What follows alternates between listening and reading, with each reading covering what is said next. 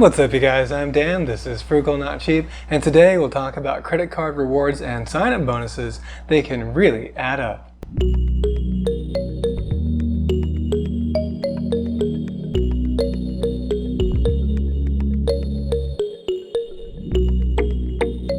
So I've had conversations with people where I've told them, just how much I'm making off of different credit card rewards and sign-up bonuses and all the different perks I'm getting. But every now and then I run into someone that seems to have kind of a hesitation, just thinking that it seems like they think it's too much work. So this video is meant to address that idea. I'll kind of go over how this whole thing works, detail how much effort it takes, how much I earned in base rewards and also in sign-up bonuses and other perks.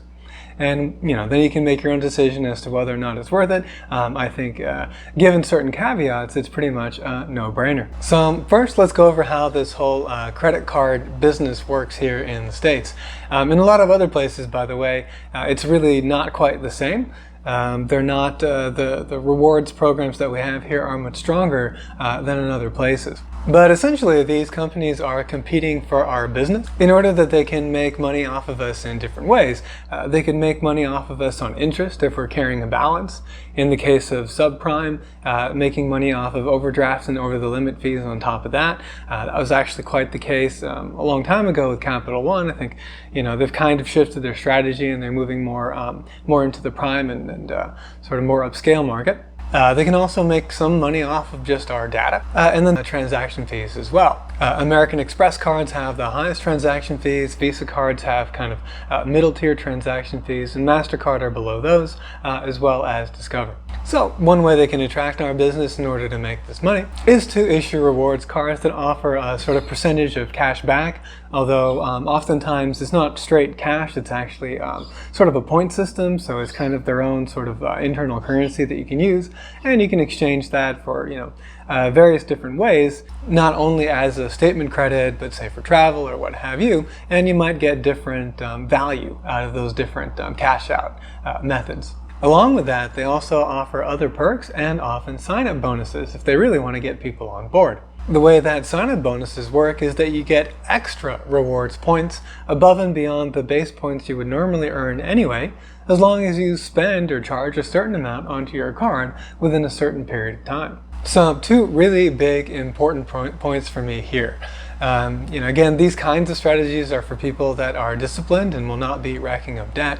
In fact, very important, I never ever carry a balance, so I never ever pay any interest. What I do personally is just to set up with all of my accounts to have the full statement balance paid in full every single month automatically. I never have to think about it. I know that I won't be carrying any interest at all.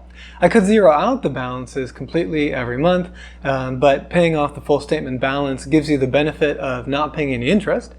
And then you have a little bit better cash flow too, because you might have some items that were billed after the cycle closed, and then you get tons of time before you actually have to cash flow those items. Second, and also very important, I think, is to make sure that as much as possible, we don't change our spending behavior in order to chase rewards or bonuses. Reason being that choosing to spend an extra $10 in order to get, say, 3% or $3 back makes no sense, right? We're still out 7. So it's really important not to change the behavior, just to go about everyday life as normal. Maybe we can cash flow things a little bit early and sort of like get those purchases done now that we're going to do later. So shift them in time in order to meet the sign-up bonuses, but overall not change our spending behavior. So it doesn't make sense, again, to spend more money in order to get rewards than you would normally, because you're still spending more money. So the first card that I got in this period that we'll talk about today, which is just an 8-month period actually, was the American Express Platinum card, the Charles Schwab edition. So I do have a few videos that you can check out in my catalog detailing kind of all the perks and how I value this card and everything. So I got this card back in October of 2021, and at the time there was a sign-up bonus of 100,000 membership rewards points, or essentially $1,000. But the nice thing about the Charles Schwab version of the card is you get a 10% bonus on that when you cash out those points in a Schwab account. It's the sort of Invest with Schwab program. Now, you did have to spend $6,000, I think within a period of 4 months or so. I'm not really sure exactly what that was, but what I did is just I put my rent on the card. So again, I'm going to pay rent anyway. It doesn't change my behavior at all. I did have to pay a 3% transaction fee to sort of, I guess, whoever the payment processor is in the middle there. And then any non-rent spending, I shifted all of that, all my regular spending, over to the American Express card in order to meet that $6,000 minimum spend and incurring as few of those 3% fees as possible. Every other thing that I was gonna pay for anyway that I could put on the card and not pay that 3% transaction fee that I have to pay when paying my rent would be a savings, right? So trying to minimize that as much as possible. So I could have kind of done the very detailed forensic analysis and found out exactly how much I put on the card that was rent, and I paid that 3% and how much I didn't. But I figured it was easier. We'll just take a really conservative route here and assume that I'd put all of the $6,000 on the card and paid that 3% transaction fee. So that's $180 in order to get the sign-up bonus, which again was worth $1,100 when transferred over to my Charles Schwab account. Now, of course, there is a cost on the other side, right? The American Express Platinum Card has an annual fee of $695. And unlike in the past when a lot of credit card issuers would waive that fee for the first year, so it was really a no-brainer to get the card for the first year, generally now I haven't seen any that are really doing that. You have to pay the annual fee right after the first billing cycle, basically. So you do need to be prepared to cash flow those annual fees. So know that you'll have to pay the $695 relatively soon, and it'll be a while until you've met that sign-up bonus minimum spend before you're going to get the $1,100 on the other side. Now, on top of that $1,100 sign-up bonus, of course, you earn the base points. So on the $6,000, that's about $66 in rewards. That could be a typo. It might be 60. In any case, net right there, the American Express Platinum earned me about $290. So I think essentially $300 is probably what I actually got there. That seems very worth it, especially when we talk about the other perks that come along with the card later on. Next, I got a no annual fee card. This was the One SavorOne card. This thing gives you 3% back on dining, entertainment, groceries, and streaming.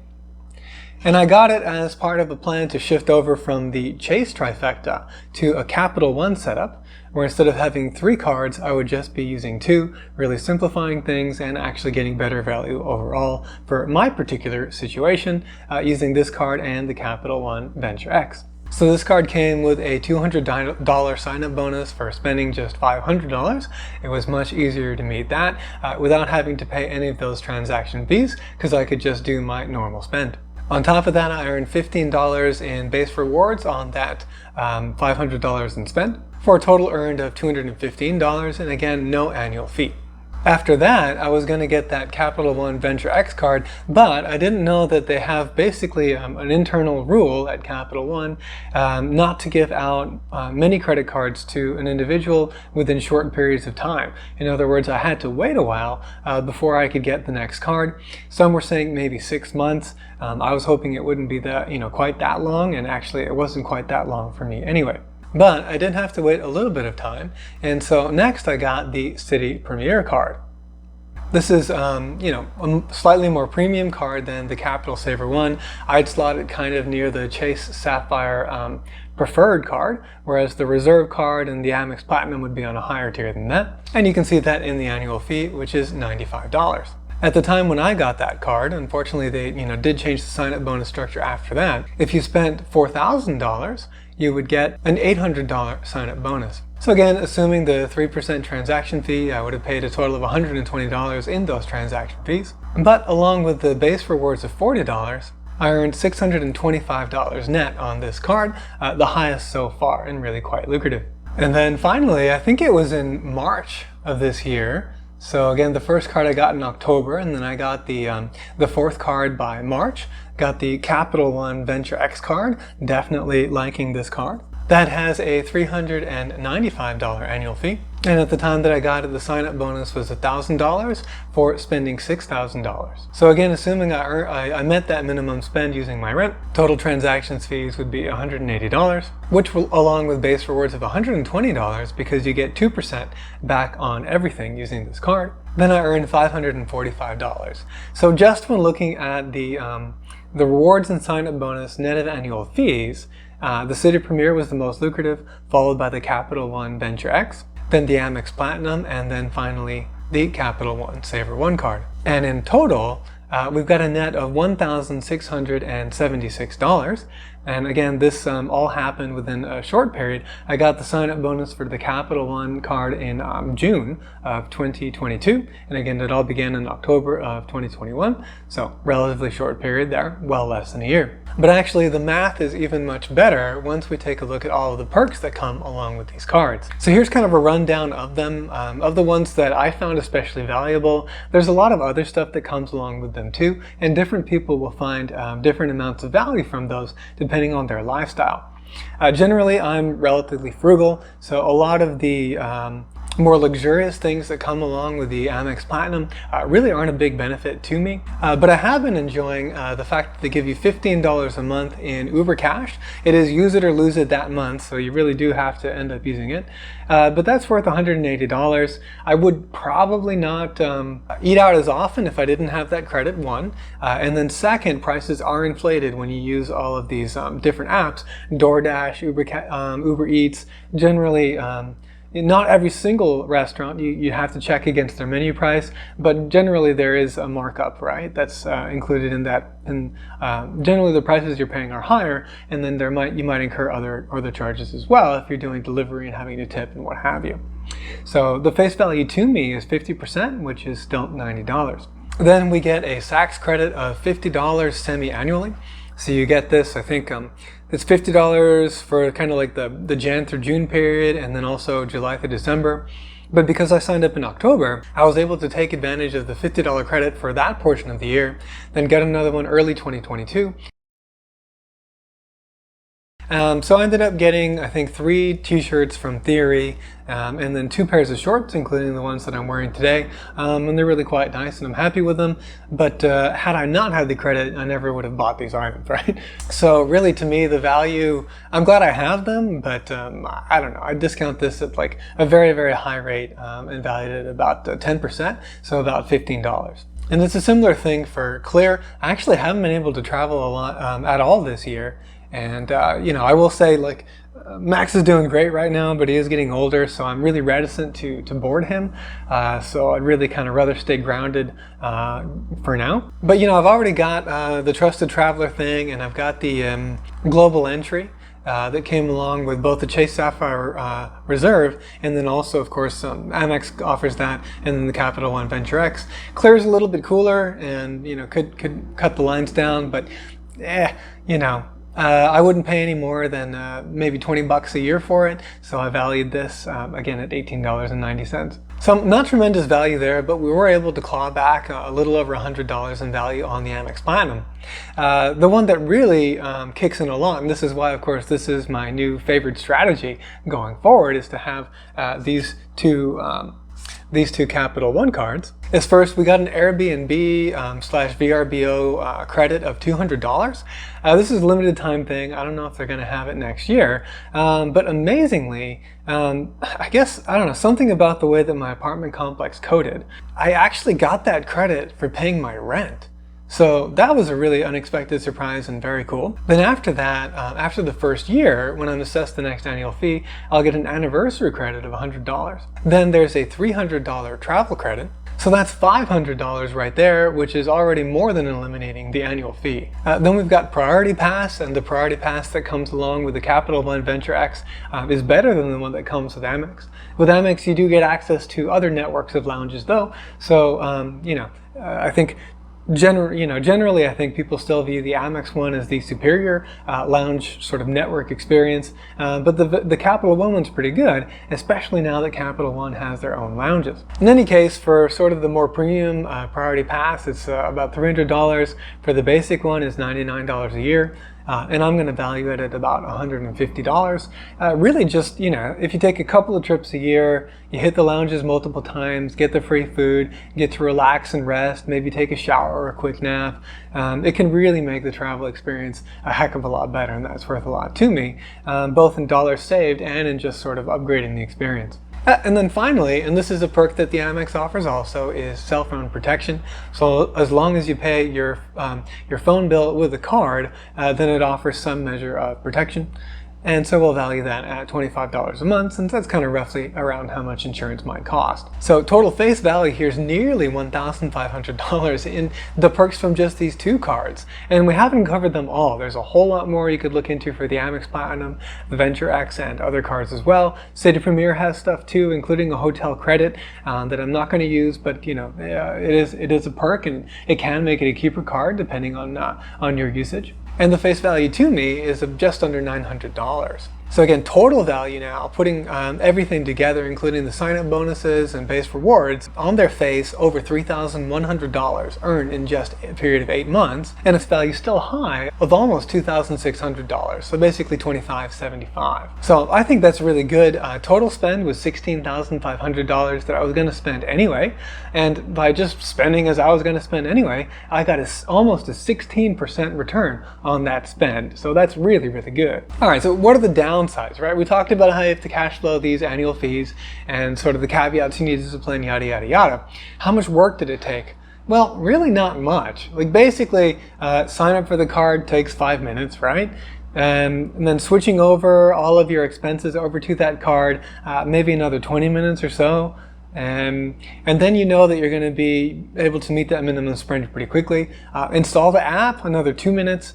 Or just check it online. And most of these, in fact all of these, did have a handy tracker either online or on the app that let you know how far you've gone and how far you have to go in order to meet the minimum spend for the sign-up bonus. So that was very nice to see. You don't have to keep track of it on your own. It should be there in their software. Oh, and then setting up your rent auto pay onto the card as well. Very important again in trying to meet that minimum spend quickly. And if you can't do it through the online portal, one thing that I've done in the past is to use a service called Plastic with a Q, where basically they can charge the card and then send a check. So that works as well, or at least has worked for me. And actually there is one benefit to sort of putting all your spend on one card, is that again it does simplify things. And so for the period of time that you're working on meeting this minimum spend, you just got to take one card with you. Makes life a lot easier in that way. Of course most of us have the cards on our phone now, so just set that as the default card when you do NFC payments or whatever, and much easier, less to think about. All right, next question might be, how much did this affect my credit score? Well, the impact is really marginal. I'd say it affected it by about 15 to 20 points at the lowest point. And this was mostly because I'd been trying to meet that minimum spend. And so I charged a lot onto the card in a short period of time. And so now my utilization rate, the ratio between how much debt I have and how much credit I have available, that ratio went up, right? The utilization rate went up, and that negatively impacts the credit score. To some degree, offsetting that on the other side, though, is because I've opened these new accounts and they have relatively large credit limits, especially like the Venture X, the Citi Premier. This has increased the total amount of available credit, so that was a plus.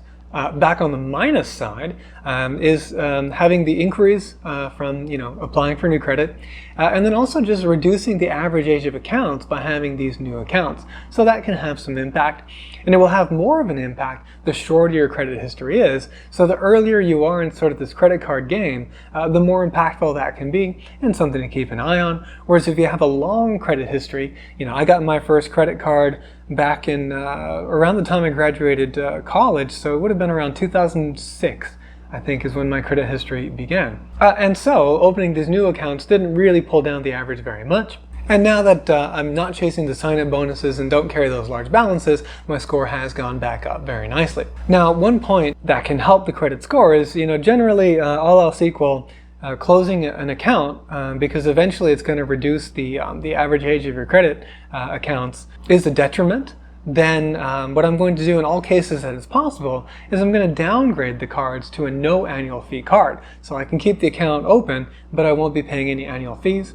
And that's what I'm going to be doing very soon with the Citi Premier. Now, unfortunately, with the American Express Platinum, there is no downgrade path. So I will actually have to close this account, and so, that's kind of unfortunate, but not a big deal. All in all, I'd say this whole credit card thing is definitely worthwhile. And while I'm not going to be opening up a new card just yet, because again, I'm not really traveling, eventually I will open up a new Chase Sapphire Reserve card, get the sign-up bonus there, and then use the 50% bonus on your points in order to book some travel in the future. So I'll keep you posted on that. Do you have any interesting tips or knowledge about credit cards that I haven't covered in this video? Please share them in the comments below to help everybody out. Hope you enjoyed today's video. If you liked it, please hit the like button and consider subscribing. Thank you very much for watching, and I'll see you in the next video.